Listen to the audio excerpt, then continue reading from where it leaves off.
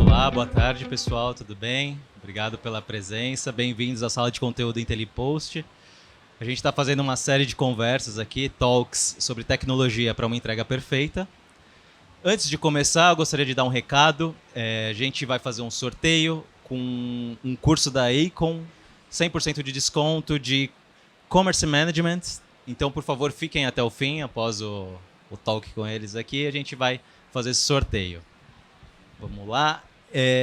Agora a nossa conversa, o nome dessa mesa é o protagonismo da inteligência logística nos marketplaces.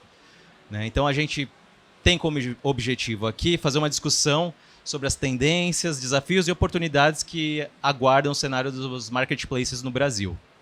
Então a ideia é discutir, fazer entender as mudanças recentes nesse mercado, no comportamento do consumidor, as inovações em tecnologia, estratégias de crescimento, modelos de negócios emergentes e a importância da experiência do usuário para o sucesso de um marketplace.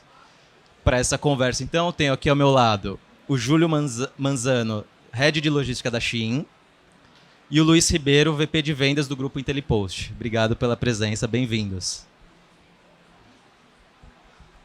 Para começar, eu queria fazer uma pergunta endereçada para os dois, que uma pesquisa realizada pela Miracle identificou que 86% dos consumidores consideram os marketplaces como a forma mais conveniente para fazer compras.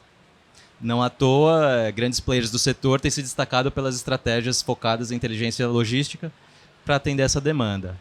Eu queria que vocês dessem um panorama geral desse cenário de marketplace no Brasil. Boa tarde, pessoal. Acho que a gente vem passando por uma grande transformação em relação aos marketplaces aqui no Brasil. De acordo com a pesquisa da Miracle, a gente tinha ali muito forte, quem eram os grandes players do Brasil, e a gente vê justamente a entrada de novos players com uma força muito grande também. Então, a gente vem acompanhando todo o crescimento e todo o cuidado que os marketplaces têm. Normalmente, e por pesquisas, 70%, 65% do faturamento do GMV todo do marketplace, ele é feito com poucos sellers, mas você não pode deixar de cuidar dos outros 30%, 35% que estão ali e que principalmente precisam muito mais que os grandes players. Então eu vejo que os grandes desafios hoje para os marketplaces é entender a cadeia, entender a experiência. Marketplace hoje ele é mais conveniente porque ele é o one-stop shop. Você resolve a sua vida num lugar único, onde você quer comprar e você tem um mix de produtos muito mais assertivo, uma quantidade de SKU muito grande. Eu lembro que lá atrás na Shopify eram 6 milhões de SKUs. Então eram bastante produto, bastante sortimento. Mas como é que você atende e alinha a expectativa do seu cliente, do seu consumidor final? Eu vejo bastante que ainda falta um pouco de personalização. Então via app normalmente já tem uma página mais ou menos recomendada para o usuário Luiz, nesse caso. Então que já me recomenda produtos, últimos vistos, o que foi visitado, o que não foi visitado. Que no desktop ainda deixa um pouquinho a desejar. Mas eu acho que ainda é um mar aberto de oportunidades. E os grandes players que vêm trabalhando, olhando não só para o foco de faturamento e olhando para o foco da experiência do consumidor na ponta, eu acho que é quem vem se destacando e vem crescendo. Então, as últimas análises já mostram isso. Os 5 maiores em tráfego hoje, a gente já tem, a Shein é um deles que está lá dentro. Então, quer dizer, e é uma operação que começou recentemente no Brasil. Então, acho que aí o Júlio pode, inclusive, falar justamente desse posicionamento. Obrigado, boa tarde a todos e todas por terem vindo aí, por investir um pouquinho do tempo nesse compartilhamento, nessa troca de ideias aqui.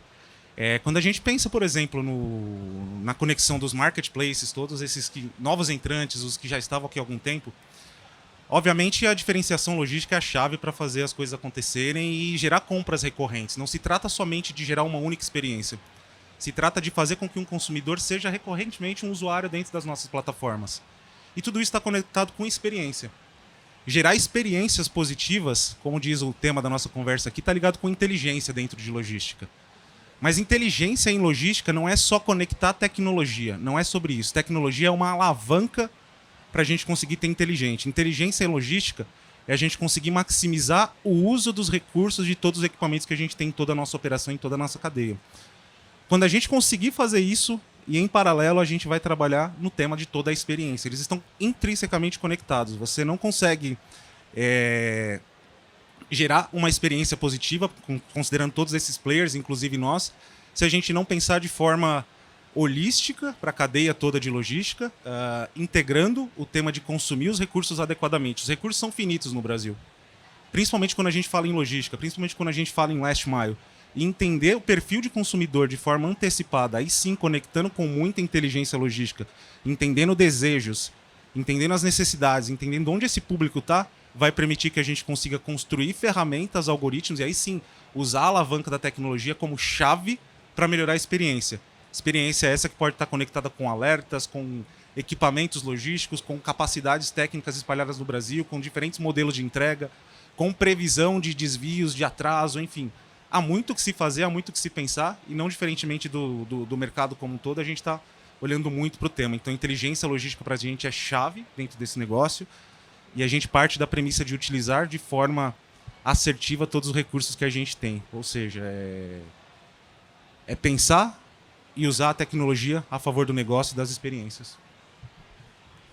Aproveitando ainda, Júlio, falando desse sucesso de marketplace, né? A Shein tem números bem expressivos, né? Assustadora a forma com que chegou ao Brasil, né? Então aqui eu tenho alguns dados. Somente em 2002, a Shein faturou 8 bilhões no Brasil, que significa um crescimento de 300% em relação ao ano anterior. Falando desse cenário ainda, quais as oportunidades para os marketplaces nos próximos anos aqui no Brasil? Como você vê essa projeção 5, 10 anos? Boa pergunta. Entre 2022 e 2021, a Shein cresceu 5 vezes. Isso já não é surpresa para ninguém. Está todo mundo vendo, como meu querido colega comentou aqui, o tema de tráfego na web. Realmente tem sido assombroso, é fato. Tem sido muito divertido e co-criar esse novo mundo, esse novo ambiente que a gente está trabalhando na Shein. Pensando no mercado daqui a alguns anos, eu vou te dizer como eu vejo o mercado daqui um período de curto um pouquinho mais tempo, tá? A gente tem que ter cada vez mais automação dentro das nossas operações. A gente tem que gerar previsibilidade em todos os elos da nossa cadeia logística. Eu estou falando muito de logística porque eu sou de logística, é inevitável não falar disso. A gente tem que garantir que a gente consiga conectar todos os elos da cadeia de forma assertiva de novo. Vou de novo no tema de recurso. Maximizando o uso dos recursos, consumindo a capacidade que a gente tem disponível no mercado brasileiro de transportes. Isso é chave. E isso, basicamente, é um pilar para a gente sustentar o nosso crescimento, tá? Crescemos muito, como bem citei. Quando a gente olha para dentro do mercado brasileiro, a gente já tem uma participação relevante aqui dentro do estado de São Paulo, a gente tem ido para o interior, e uma das nossas alavancas de crescimento continua sendo a expansão. A gente tem pensado em como ir ao interior dos outros estados, ir a outros estados e conectar basicamente as pequenas e médias empresas que fazem parte do nosso ecossistema. Não é um modelo criado somente para grandes empreendedores e grandes empresas. O objetivo é democratizar realmente, é fazer com que todo mundo consiga se conectar na plataforma, vender, e aí como um todo. Gerar experiência não trata só de gerar experiência para consumidores, para o usuário ou vendedor. Plataformas não existem sem o vendedor. E aí a gente tem que se desafiar realmente em termos de tecnologia, criar novas capacidades dentro da operação, criando pontos de coleta, como é que a gente consegue dar uma operação mais fluida, facilitando a vida dos nossos vendedores dentro da plataforma. Então, novamente, está de novo conectado com o tema capacidade. O mercado brasileiro em transportes, em logística, tem que olhar fortemente para a construção de capacidade, tem que acreditar em relacionamento de longo prazo com fornecedores. Essa é a chave realmente. A gente tem isso dentro do Brasil, é só saber utilizar. E aí, de novo, vem o tema da inteligência. Usar os recursos, sabendo que recursos utilizar, conectar tecnologia de fato para ser alavanca para melhorar experiências de usuários, tá? Luiz, agora a gente citou um case de bilhões, né, a gigante Shein, mas eu queria saber de você quais as grandes dificuldades logísticas para quem está começando a vender, né, em marketplace, e como é possível contorná-las. Acho que é perfeito e muito alinhado com o que o Júlio acabou de trazer, né? Como é que você trata a experiência não só para o seu consumidor na ponta, e sim para o seu seller. Sem o seu seller, você não escala e você não vende o negócio. Então, como é que você trata bem o seu seller? Hoje a gente tem uma dificuldade notória no Brasil sobre reversa. As pessoas têm que ir até uma agência dos Correios, demora para devolver. O próprio seller, quando ele vai postar um pedido, e se ele não é um seller tão relevante em termos de número de pedidos, ele da mesma maneira ele tem que postar através dos Correios ou através de algum alinhamento. E a gente está falando de logística do marketplace, logística própria do seller. Esse seller menor, normalmente ele não tem logística própria, ele acaba herdando ou tendo algum tipo de facilitador. Então foi o que o Júlio acabou de trazer.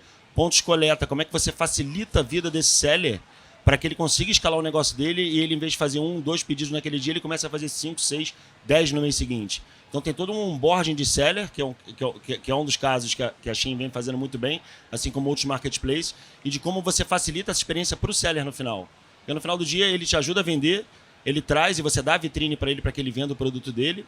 E como é que você resolve a vida dele de maneira mais fácil? Porque isso também está alinhado com a experiência do consumidor. Quanto mais você facilita para o seller, teoricamente mais fácil aquele produto do seller vendido vai chegar no consumidor final. No talk anterior a gente justamente falou sobre isso, sobre os pontos de coleta, que é justamente essa dificuldade. Nossa, comprei uma camisa, ela ficou muito grande. Tenho que ir aos Correios. Tenho que pedir para a empresa gerar um código reverso, levar aos Correios, embrulhar de novo, pegar fila nos Correios, entregar, esperar a confirmação de que aquilo chegou e que o dinheiro vai voltar ou vou conseguir trocar o meu produto, né? Então essa dor do consumidor, inclusive, né? A gente discutiu isso, e o fortalecimento de pequenos empreendedores, né? Isso fortalece o ecossistema também, né? Exato. O próprio caso da Amazon lá fora, a Amazon ela começou a utilizar de grandes varejistas para justamente poder fazer a reversa. Então hoje é muito comum você chegar na Nordstrom e devolver um pacote da Amazon, a Nordstrom resolve, a Amazon depois passa lá para coletar. Então como é que você traz essa facilidade tanto entre o consumidor como o seller usando a tecnologia como válvula de escape para poder resolver a vida deles de maneira mais simples?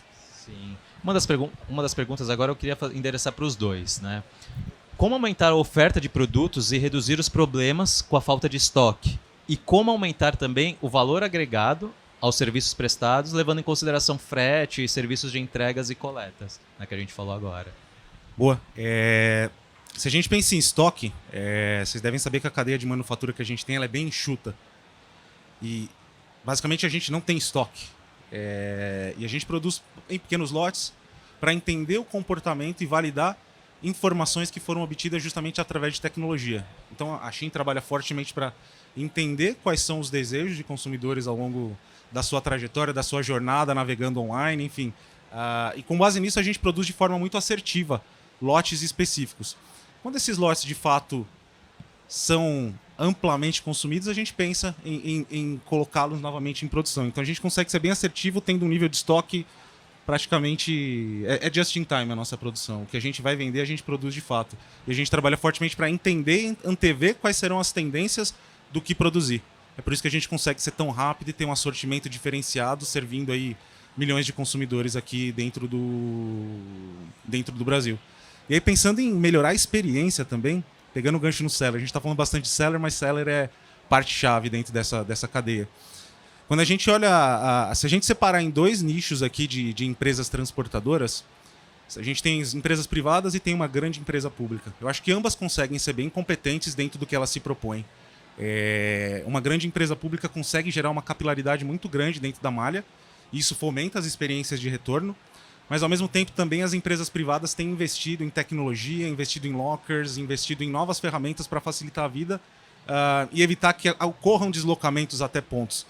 Nesse sentido, para a gente é um ponto super importante mirar, entender. Entendemos que é necessário realmente não só depender de um único ponto, mas criar sistemas, mecanismos e tecnologias diferentes para facilitar a vida dos compradores. Vocês devem ver que tem muitos lockers, na Europa tem muito, nos Estados Unidos, na China, mas aqui a gente não tem isso ainda muito enraizado.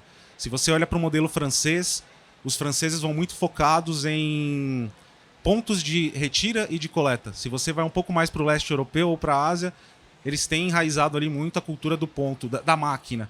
Então a gente também tem que entender aqui dentro do próprio cenário brasileiro, afinal de contas temos 10, 15 países aqui dentro, que ferramenta funciona em cada uma das localidades. E a partir disso conectar para gerar experiências válidas para os compradores no momento de devolver. E do nosso lado, devolvendo bem pouco, porque como eu bem citei, né? Nosso estoque é bem enxuto e a cadeia é bem inteligente. E isso conecta de novo com o propósito dessa conversa aqui, né? Que é a inteligência, basicamente, na cadeia. Inteligência logística, não é só em logística, é em supply chain de fato. E vai ao encontro do que eu citei no começo de maximizar o uso dos recursos. É saber produzir, é saber entregar, é saber utilizar tudo que a gente já tem disponível no mercado, não só no Brasil, mas no todo, de forma bem efetiva. Então, é isso. Complementando um pouco do que o Júlio falou, eu acho que a pandemia também acelerou bastante, né, essa pseudo-dependência dos Correios, que faz muito bem o trabalho e realmente os Correios trabalham de Oiapoque ao Chuí, diferente de outras transportadoras privadas. Eu acho que a pandemia acelerou não somente em que as empresas tomassem risco, porque hoje, né, a ansiedade é o mal comum do mundo, então as pessoas compram achando que vai chegar amanhã ou no mesmo horário, same-day delivery, como é que você cumpre essa promessa? Eu costumo brincar, eu tenho 2 filhas, e, por exemplo, a brincadeira de grosso, eu até fiz isso com o Júlio. Se eu compro um sorvete napolitano e a minha mais nova não come de chocolate napolitano, e a promessa de entrega é às 8 da noite, eu tô lá para receber às 8 da noite, chega às 6, ela não vai conseguir separar o chocolate. Ela vai comer um misto ali de creme com morango, com chocolate, tudo junto. Então, através da tecnologia e que a pandemia veio acelerar, melhorou bastante a própria visão, a própria previsibilidade de quanto você vai produzir e para qual região você vai enviar. Então você hoje consegue, através de análise preditiva, também já ter uma estimativa, que é exatamente o que o Júlio trouxe aqui. Como é que ele produz de uma maneira sem desperdício, muito mais assertiva e não corre risco de ruptura de estoque. Do outro lado, também a gente vê outros grandes marketplaces que vendem o mesmo produto de diversos varejistas diferentes. Então como é que você cria um buy box para a mesma televisão, que aí você vai na cauda longa que tem um fornecedor que vende a mesma televisão, mas com prazo de entrega menor. Então como é que você dá essa opção para justamente o marketplace ser um one-stop shop para o seu consumidor? Perfeito. Júlio, falando dessa inteligência, fiquei com a curiosidade aqui, você pode compartilhar com a gente algumas das iniciativas que faz justamente a Shein prever o que produzir, o que não produzir e antecipar tendências para saber o que vai vender, o que não vai? Bom, por vocação, antes de mais nada, nós somos uma empresa de tecnologia. Então, saber entender perfis, saber navegar, tudo na vida, em todos os negócios, mais do que nunca, todo mundo tem que ser data-driven. Data-driven basicamente, você saber navegar dentro de... você conseguir juntar você conseguir juntar dado com dado, transformar em informação, junta pares e pedaços de informação, e isso gera conhecimento. Conhecimento é que te faz tomar decisão. Então, somos uma companhia data-driven, isso é o fato. Nós vivemos como todos que estão aqui dentro desse ambiente hoje, como todos os nossos participantes desse grande evento aqui, eles dependem de dados. Então, saber ler dados de fontes diversas que estejam disponíveis é a chave para tudo, não somente para produzir. É a chave, como eu estava citando, para entregar. Se eu consigo entender qual é o perfil de entrega numa determinada zona, se eu sei que naquela zona um consumidor está disponível para receber seus pedidos somente na última faixa do dia, isso dá previsibilidade na cadeia. Se eu consigo, por exemplo, entender que numa zona específica o consumidor tem uma vocação e uma disponibilidade um pouco mais ampla para ir até um ponto, deixar um pacote, ele é elegível basicamente a estar dentro de uma grande empresa pública ou dentro de outras privadas para fazer o seu retorno, para fazer a sua devolução. Se dependendo da região ele quer mais comodidade, eu preciso colocar máquinas, lockers dentro de estações de metrô, dentro de postos de gasolina, como existe amplamente difundido em outros países, nos Estados Unidos, na Europa, na Ásia como um todo. Então tudo é sobre dados, é saber fazer a leitura de dados, é ser data-driven. Não é ser data-driven basicamente para fazer dumping data. É saber fazer a leitura correta e fazer com que aquilo gere conhecimento para a cadeia. Tem que gerar valor. Se você não gerar valor, você vai tomar decisões equivocadas. Então, cada vez mais a gente tem que ter um mindset voltado para antecipar, e antecipar é saber fazer leitura de informação e transformar aquilo em conhecimento para tomada de decisão. Então a gente se baseia muito nisso, gerar conhecimento para dentro de todo o nosso pool de design, conseguir produzir o que vai ser desejado ao longo do tempo. Olhando para o mercado brasileiro, vocês conseguiriam dar uma nota de 0 a 10 em relação a esse ponto de amadurecimento no uso dessas tecnologias e aproveitamento de dados? Em que estágio vocês colocariam esse cenário brasileiro? É uma pergunta bastante provocativa e eu acho que dificilmente a minha resposta vai ser a mesma da do Júlio. Mas eu acho que ainda é um mercado bastante maturo. Como eu falei na primeira resposta, eu acho que ainda é um oceano azul. O Júlio pontuou muito bem agora que a Shein é uma empresa de tecnologia. Hoje, os grandes marketplaces no Brasil normalmente são empresas de varejo, então é muito diferente a perspectiva. E, ao mesmo tempo, eu acho que a gente surfa um momento dos dados. Muitas empresas que têm esse data-driven, né, o famoso in data we trust, e aí você toma decisões ágeis, mas concisas, consistentes em cima dos dados, você consegue ser muito mais assertivo na cadeia. Eu acho que hoje você tem muito dado e que não necessariamente ele é estudado da maneira que ele deveria ser estudado. E aí muito dado às vezes confunde, inclusive, uma tomada de decisão. Então, como você granulariza esses dados e você traz isso de uma maneira mais fácil, mais ágil, para uma leitura mais correta e para você tomar a decisão em cima. Então, eu diria que na minha visão, eu vou dar uma nota 5 para 6, que é justamente pensando nesse oceano azul que ainda tem aí para a rampa. Conectado um pouco com o fato de ter uma vocação muito grande para a tecnologia, obviamente a nossa principal missão é fazer com que a beleza da moda seja acessível para todo mundo. Então, por desenho, obviamente, somos uma empresa do mundo fashion, só que a gente é muito pautado em tecnologia, isso é a chave. E aí, quando você fala em dar uma nota, é realmente um trick question, porque cada empresa está num determinado momento de maturidade dentro do seu ciclo, do seu aprendizado. Eu te diria que tem empresas que, se você pensar em dados, basicamente, pensa numa curva de ciclo de vida de produto. Só que ela é infinita. Você tem que rampar sempre. E ao longo do tempo você vai tendo tecnologias novas que vão surgindo, que vão te ajudando a minerar dados e a trabalhar de forma mais assertiva. Então, eu te diria que o mercado brasileiro tem muito para amadurecer nesse sentido, mas vejo cada vez mais as empresas, vejo cada vez mais as lideranças de diversos segmentos, de diversas companhias, tratando do empoderamento de dados para que as empresas consigam tomar decisão, para que os times consigam ser autônomos. A gente tem muito a amadurecer, mas a gente está no caminho, como empresas brasileiras. O mundo é dos dados hoje e é a chave. Então, a gente tem que continuar todo mundo focado em desenvolver novas habilidades, em desenvolver novas competências, porque sem isso, decisões equivocadas são tomadas sempre. E uma média geral do mercado como um todo, você não se arriscaria a dar? De 0 a 10? Como eu disse, existem empresas em distintos níveis de maturidade. Eu não me atrevo a dar uma nota porque eu poderia ser injusto. Eu te diria que tem empresas que estão muito à frente, tem empresas que estão no meio, tem empresas que estão começando. Mas uma vez que elas começam, elas sobem rápido. Ou seja, por menor que seja a nota no início, em curto espaço de tempo, elas conseguem estar mais próximas dos que estão liderando lá na frente, tá? Que aí vão seguindo modelos, né, que já estabelecidos. Seguindo modelos e criando novos, basicamente. Conectando algoritmos, criando modelos de previsão. E é isso. Perfeito. Bom, a gente está pelo tempo aqui chegando ao fim. Mas antes de fechar esse painel, eu queria falar um pouco mais sobre a perspectiva do consumidor, né, que já está habituado, enfim, só ver os números expressivos de Shein e outros players do mercado, mas ainda pode viver experiências de entrega muito diferentes ao realizar compras no mesmo marketplace, né? Então, nesse sentido, quais as estratégias devem ser adotadas para nivelar a experiência de entrega entre todos esses sellers do mercado e como alinhá-las às necessidades dos consumidores para facilitar processos de trocas e devoluções, por exemplo, né, que a gente citou aqui? Eu citei um pouquinho disso no anterior, que é entender perfis de vendedores, entender onde eles estão, entender onde os nossos sellers estão. Se você conseguir entender onde eles estão e qual é o segmento deles, você vai conseguir criar canais adequados, seja um ponto de coleta, seja uma máquina, seja uma coleta no próprio vendedor. Então, saber entender perfis, saber entender com que velocidade um determinado vendedor produz um item, isso é chave para determinar.